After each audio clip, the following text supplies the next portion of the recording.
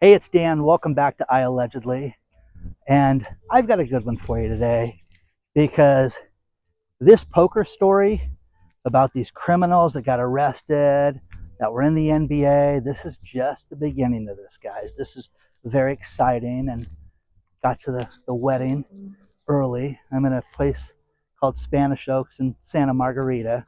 But let's talk about this. I mean, it's funny. Playing cards is fun. Getting your buddies together, bunch of people, having a buy-in, you know, people lose their money, then you raise the buy-in, you get more money, they want to come back and play, and they're just horrible. These NBA players had spotters that would go out and they would get people to come to these games, and they were called fish because they were such degenerates.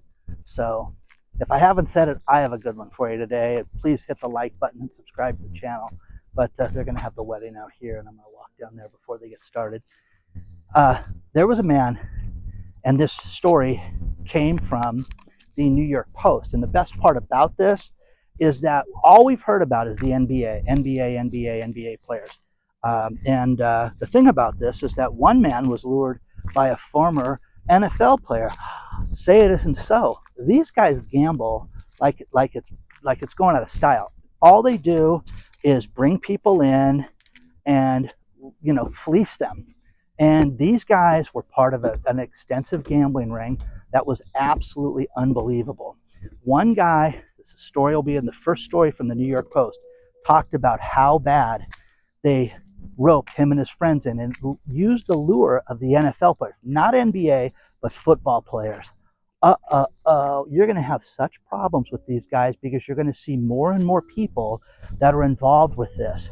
They arrested 30 people that were caught in this sting. And what they would do is, and this is like out of a movie, where they would basically have poker chips that were rigged that could read cards. You had x-ray vision from the poker tables. They had different contact lenses that could spot certain things in the cards. So you can sit there and say, how does that work? The cards had certain color effects on them that the people could see with their contact lenses. So if they were going to bet and a guy was betting heavy, oh, he has that card, we know what he's got, I'm going to fold. It gives you such an advantage. And these guys, one night, the one man from the New York Post was talking about how he got fleeced out of $1 million. I got ahead of myself there. This thing was so bad. The worst part was that they started to go out afterwards, and there was people that were arrested from this. And one man's name that was involved in this was a man named Curtis Meeks. And Curtis Meeks, the one guy in the article described as the most despicable person on the planet, and all he was in it for the money. Now, here's the thing. These guys that did this, they're going to go out, they're going to get arrested. The ones that haven't been arrested, there's going to be more people arrested. And when you have a Texas jeweler who lost $1 million, now, I don't care how rich you are, you lose 10 grand, that's a lot of money. You lose 100 grand, that's incredible. You lose $1 million in one night, guys, it's unbelievable that they did this. And then what they would do is they would send, if you didn't pay up that night, they would send these guys to come after you, and they would shake you down, okay? Threat of intimidation, and worse, there'd be violence involved. So I got a kick out of this because right in this article, they called the people fish. Chauncey Billups, he was involved. Damon Jones was named. There's video that you can watch online. And I love TikTok for certain reasons because they had NBA players that people had bet the under on how many minutes he would play, his score, and the guy was spitting up rebounds to other people. And just, you could tell when you see it put together, and I can't show it because it's NBA footage, you can tell this guy's throwing a game. When it's all put together now, it just looks like, wow, he's having a bad night. And even the announcers were talking about how bad of a night that this human being was having on the basketball court. But he just ripped off these people, and this is terrible. So I think that people that cheat in sports should be in penitentiaries.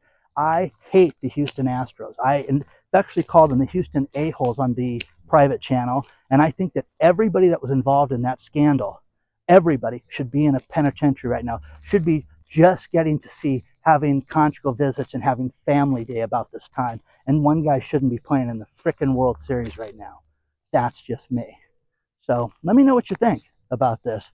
But this is wild, guys. X-ray vision, cheating cards. I mean, think about this. You know what's funny about organized crime?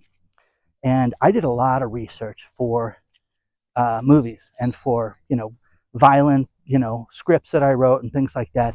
These are people that you don't mess with, but their associates that hang out with them are not the cleanest people in the world. These are people that hang out with gangsters, and gangsters' friends are also bad people too. So if the bad people found out that they got ripped off, what do you think is going to happen? Seriously, you think that there's a lot of pissed off people right now? They're furious right now.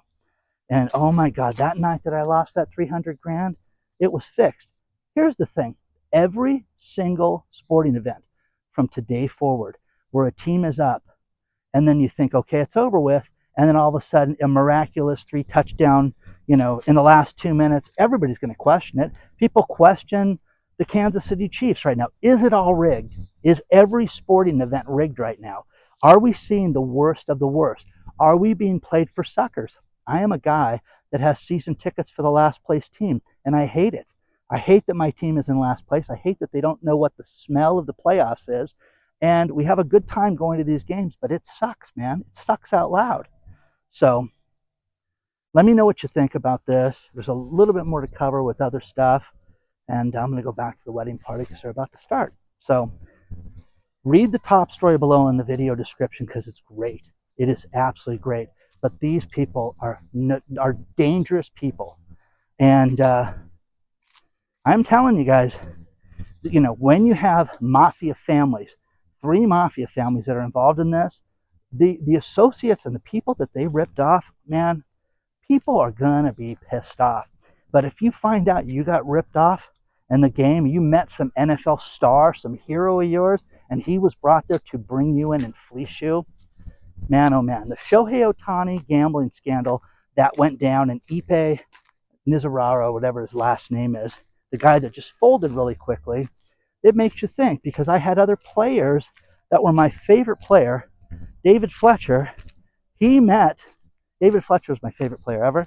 He met Ipe at a poker game one night. And, you want to play poker? Great. But again, it gets you to question that these athletes, what are they involved in? And I love David Fletcher. I couldn't imagine him ever doing anything wrong or illegal like this. But man, oh man, you hear about an NFL player. Who's the NFL player that was lured in? And how many times did this happen where they brought people in? Think about it. You're an NFL player. You're retired. Hey, listen, we'll give you 20. We'll cover you. You play tonight, but we'll give you 25 grand if you play in front of these people to get them in. Guys would sit there and for 2 hours of my time, hell yes, I'll do that. People would do things like this just to get in front of other people. Think about this. What would you do to be, to be in front of your favorite hockey player? I have a buddy of mine who's a cop. He loves these hockey guys. He'd pay some money to be in front of hockey people. NASCAR, all these favorite sports, baseball, everything. When you are a professional athlete, it is illegal to gamble. My cousin was an announcer and a minor league baseball player, and inside every single clubhouse that he was in, no gambling allowed, no gambling allowed, no gambling allowed. And they do it so that people don't do anything nefarious with this stuff. Isn't that wild? Yeah. So more to cover. Let me know what you think so far. I got to go back up to the wedding because it's about to start. But 3 things that infuriate me, and the first one doesn't because it's the private channel iAllegedly Live. You want to see a great channel with uncensored communication about everything, politics, everything that's going on, this gambling scandal, everything. Check out iAllegedly Live because it's fun and great, and I love doing the content for that because it's damn, off the chart. Few things that blew me away, and the first one is we had the fires here in California, and it's funny when you go to a place like this, how places like this survive. I mean, I don't even know how you get insurance for a place like this because of all the trees and everything. It is beautiful. It is fun. I am in the middle of the mountains in San Luis Obispo, or Santa Margarita, one city over. It's beautiful. But the California insurers just got it passed to where all of us that weren't victims of the fire, we have to pay a surcharge now because these people lost so much money. And it's going to be as low as 1.5% to 3%.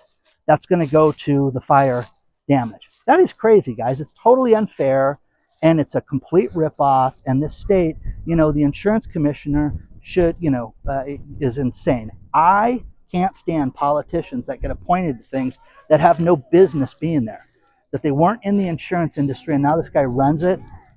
So okay, we'll just have the other guys pay for it. We have a program called FAIR. If you bought a house in this area, you have to have insurance. Well, you have to go to the FAIR program. The FAIR program was out of money 2 weeks after those fires happened in good old California, the Eaton fire and the Palisades fire, where over 12,000 houses burnt down. So with that being said, crazy, crazy, crazy, crazy. I got to go up there in a second, okay? Couple other things. Coffee prices, world's running out of coffee. I covered this, that there's no more coffee. And it's going to happen, but you're going to start to see coffee go up $5, $8, and $10 more a pound right now. That is nuts. Now, I'm telling you, I could give up so many things in my life. One thing I don't want to give up is coffee. And I was thinking about this. I was thinking about how much coffee I had yesterday traveling. I had 5 cups of coffee yesterday. It was fantastic. Okay? Only regret I have is I didn't have more. So because of the frost, because of the harvest, because of all the stuff in South America and Vietnam, it's making it an absolute disaster right now for the coffee crop. Major airports issue ground stop warnings. I mean, guys, I'm telling you, listen to this. Ronald Reagan Airport, used to be Dulles, okay, ground stoppage yesterday. You had flights out of Newark, LaGuardia. Come on, guys, this is nuts. I understand. I have a nephew who's an air traffic controller, and I'm telling you, he's got the calmest dude on the planet, Mr. Mello. And I'm like, why don't you let the older guys come do this? Uncle Dan, they're off their fastball. They can't hit it. You don't want to put these people in jeopardy. I want people to work right now. You want to talk about people being in jeopardy. We're in jeopardy right now. The transportation secretary said there's 5% of the delays that are happening are attributed to the staffing problems right now. So let me know, guys. Let me know what you think before I close this out. Have you traveled? Anybody been shut down? I'm going to finish this video with this last story. I love Shark Tank. It's like coffee table TV. I love turning it on and just letting it play. I like the reruns to play. And this has been the worst year for Shark Tank contestants. Last story out of Business Insider talks about things. There's the world's largest dog bed, which is funny. My daughter bought, okay, and did a video on that. And it's crazy because Mark Cuban and Lori Greiner put money into this. Company's finished, done, because of the tariffs. Can't get the product in. But again, Shark Tank, a lot of these things fail. And Shark Tank has not been the success. In the last year, you have so many companies that have gone out of business. So read that article. I find it fascinating. I'm always amazed at what wins and what gets money. And I think a lot of people go on there not thinking they're going to get an investment, but the exposure themselves. So let me know what you think, okay? Hit the like button. I'm going to the wedding, okay? I'm not getting married, okay? Not today, okay? You didn't say yes yet, okay? I'll see you soon.